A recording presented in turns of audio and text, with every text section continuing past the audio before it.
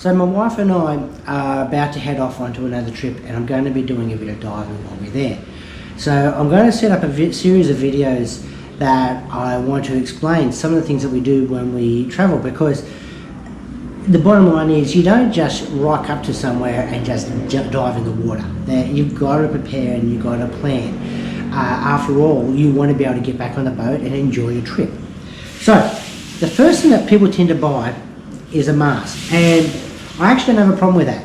They're cheap, they're simple, they're personalised. I don't necessarily believe that it is the best decision that you can make in buying something, but it is definitely one of the critical factors that you need to get.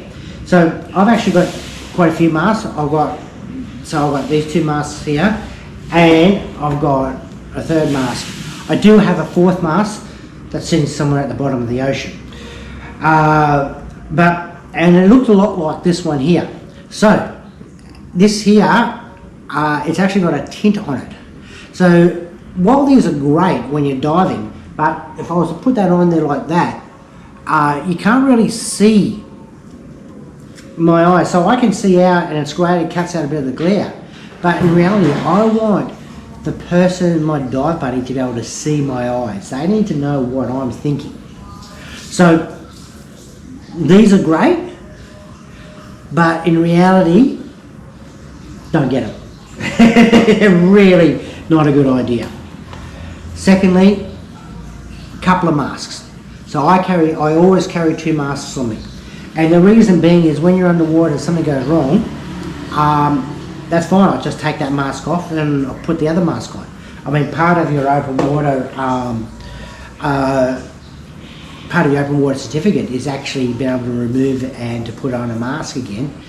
Carry two masks. So this is probably one of the cheapest investments you can make as far as diving goes, and that's probably one of the reasons why, let's face it, it is one of your first purchases that you make. So get mask without tint, clean off the inside. I tend to rub toothpaste in there, and I really rub it in, get that all nice and clean. If you have a problem on the bottom of the ocean, well, really you should have your second mask there as well, and your backup mask, which is in your pocket, that should be your good mask. You don't dive with your good mask, you dive with your not so good mask, because that way, something goes wrong, you've got something better that's a backup. Now, I'll probably do something slightly different, whereas I rotate my masks. So every day, every time I dive, this is my primary mask. The next dive, this is my backup mask, and this becomes my primary mask, and vice versa. That way, I actually get to experience both of them in good working order, and I know that if something was to go wrong, I've got the other mask there, and I know I'm right, because that very last dive I dived with it and I didn't have a problem. So this here is a good way of dealing with your mask. It's a good first step. And my next thing I'll be talking about is going to be dive computers, because that really needs to be your next thing. But that's in the next video. Anyway, cheers.